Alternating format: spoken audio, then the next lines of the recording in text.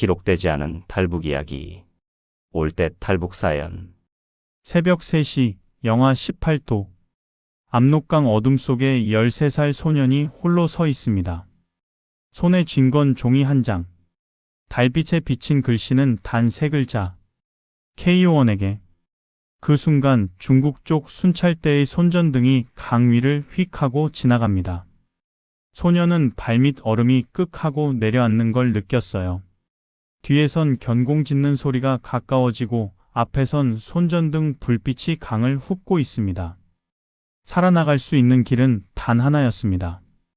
지금 이 순간 강을 건너는 것. 여러분 안녕하십니까? 전직 국가정보요원 K-1입니다. 오늘은 제가 직접 조사했고 지금도 잊지 못하는 한 소년의 이야기를 들려드리겠습니다. 자신의 생명을 걸고 한 장의 종이만 들고 저를 찾아온 아이. 어쩌면 그는 그날 죽으러 오는 길이었는지도 모릅니다. 하지만 그 소년은 살아남았습니다. 그리고 그 과정에서 저는 한 가지 진실을 배웠어요. 누군가의 마지막 선택이 얼마나 강력한 힘을 가질 수 있는지, 그리고 한 장의 종이가 어떻게 한 사람의 인생을 바꿀 수 있는지를요. 소년의 이름은 정우 13살. 아버지는 지역 군수공장의 기술자였습니다. 평범한 기술자로 일하며 가족을 지켰던 사람이었어요. 정우의 집은 작았지만 따뜻했습니다. 어머니가 해주는 강냉이죽 한 그릇이면 배를 채울 수 있었고 아버지가 퇴근하면 라디오를 함께 듣곤 했거든요. 정우는 학교에서 돌아오면 아버지 옆에 앉아 숙제를 했습니다. 아버지는 가끔 정우의 공책을 들여다보며 말했어요. 우리 정우 공부 잘하네. 나중에 크면 훌륭한 사람 될 거야. 그렇게 평범한 일상이 계속될 줄 알았습니다. 하지만 어느 날 공장 설비 사고가 발생했습니다. 기계 결함으로 인한 사고였지만 누군가는 책임을 져야 했어요. 그 책임을 아버지가 뒤집어 쓴 채 보위부에 끌려갔습니다. 며칠 뒤엔 어머니도 흔적 없이 사라졌어요. 이웃들은 재교양소로 갔을 거야 라고 수군댔지만 정우는 알 수 없었습니다. 정우에게 남겨진 건 아버지가 급히 넘겨준 종이 한 장뿐이었습니다. 아버지가 보위부 차에 실려가기 직전 정우의 손에 쥐어준 거였어요. 정우야 위험하면 K-1을 찾아가라. 꼭 찾아가라. 그게 무엇을 의미하는지 정우는 알지 못했어요. K-1이 누군지도 어디서 찾아야 하는지도 몰랐습니다. 하지만 사흘 뒤 보위부가 집을 뒤지고 마을을 봉쇄하자 정우는 뛰쳐나올 수밖에 없었습니다. 그 종이 한 장을 가슴에 품은 채로요. 정우는 국경 근처 판잣집들 사이에서 꽃제비 아이들과 함께 숨어 지냈습니다. 버려진 창고 난로에선 연기 나올까봐 불도 못 피우고 배고픔에 말린 옥수수대를 씹고 순찰대 발소리 들리면 숨이 멎었어요. 그곳엔 정우처럼 부모를 잃은 아이들이 대여섯 명 있었습니다. 서로의 이름도 묻지 않았어요. 이름을 알면 정이 들고 정이 들면 헤어질 때 더 아프니까요. 낮엔 시장 근처를 돌아다니며 먹을 걸 구했습니다. 쓰레기통 뒤져서 버려진 옥수수대라도 찾으면 그게 그날 식사였어요. 밤엔 창고로 돌아와 옹기종기 모여 앉아 서로 등을 기대고 잤습니다. 체온으로 추위를 견디는 게 유일한 방법이었거든요. 그 와중에도 정우는 아버지의 종이를 가슴에 꼭 넣고 다녔습니다. 밤마다 그 종이를 꺼내 달빛에 비춰보며 글씨를 확인했어요. K-1을 찾아가라. 정우는 생각했습니다. K-1이 누굴까? 아버지는 왜 나한테 이 사람을 찾아가라고 한 걸까? 꽃제비 아이 하나가 물었습니다. 그거 뭔데 맨날 꺼내봐? 정우는 대답하지 않았어요. 그저 종이를 다시 가슴에 넣을 뿐이었습니다. 그러던 어느 날 밤, 압록강 쪽에서 총성이 들렸어요. 꽃제비 아이들이 동시에 몸을 움츠렸습니다. 누군가 강을 건너다 적발된 겁니다. 한참 뒤 순찰대가 지나간 다음에야 아이들은 다시 숨을 쉬었어요. 꽃제비 소녀가 떨리는 목소리로 물었습니다. 오빠 거기 건너면 진짜 살 수 있어? 정우는 대답하지 못했어요. 하지만 그날 밤 정우는 마음속에서 하나의 결론을 내렸습니다. 오늘 아니면 난 끝이다. 새벽 3시. 정우는 압록강 얼음 위에 발을 내딛었습니다. 얼음이 톡톡 갈라지는 소리. 순찰대 견공이 멀리서 짖는 소리. 중국 쪽 손전등이 강 위로 반사되는 빛. 정우는 한 걸음 한 걸음 조심스럽게 앞으로 나아갔어요. 발밑에서 얼음이 딱딱 소리를 내며 흔들렸습니다. 강 한가운데쯤 왔을 때 정우는 잠시 멈춰 섰습니다. 뒤를 돌아봤어요.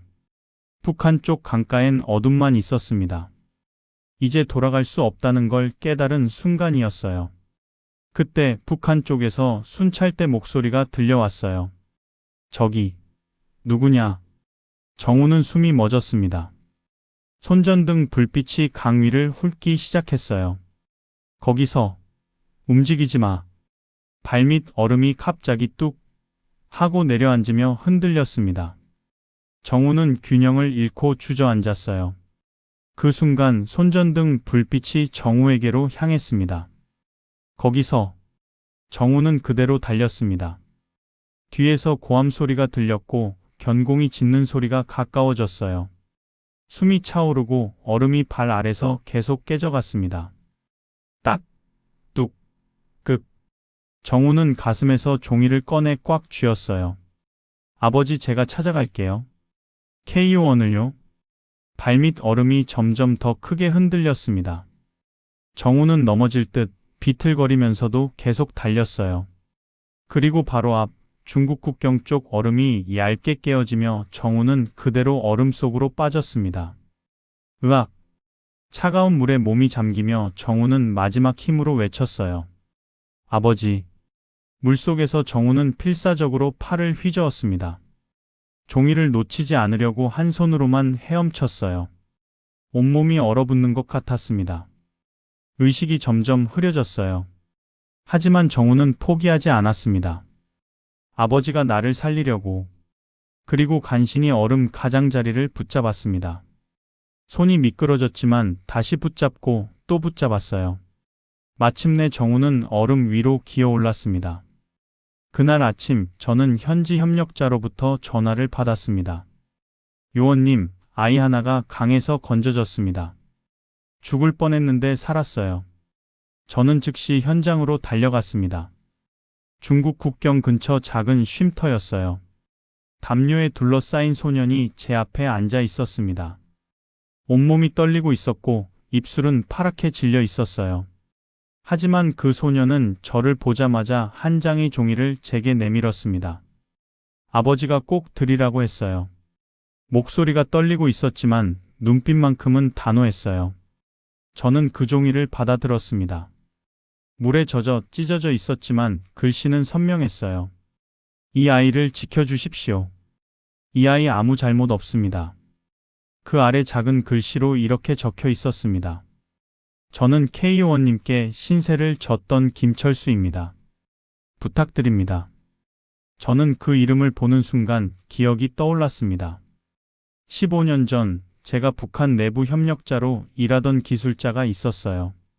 그가 바로 정우의 아버지였습니다. 당시 그는 군수공장 내부 정보를 제공해주며 큰 도움을 줬던 사람이었거든요. 위험을 무릅쓰고 중요한 정보들을 빼내줬고 덕분에 저희는 많은 것을 알 수 있었습니다. 하지만 어느 순간 연락이 끊겼고 저는 그가 어떻게 됐는지 알 수 없었습니다. 아마도 신분이 노출됐을 거라고 생각했어요. 그리고 15년이 지난 지금 그의 아들이 제 앞에 나타난 겁니다. 저는 정우에게 물었습니다. 내 아버지는 지금 어디 계시니? 정우는 고개를 떨궜어요. 모르겠어요. 보위부에 끌려가셨어요. 그 순간 저는 깨달았습니다. 정우의 아버지는 마지막 순간 자신의 아들을 구하기 위해 15년 전 기억을 떠올렸을 거예요. 그리고 유일하게 믿을 수 있는 사람, 바로 저를 떠올린 겁니다. 정우가 강을 건넌 이유는 자신을 살리기 위해서가 아니라 아버지가 지키고 싶었던 마지막 한 사람이었기 때문이라는 걸요.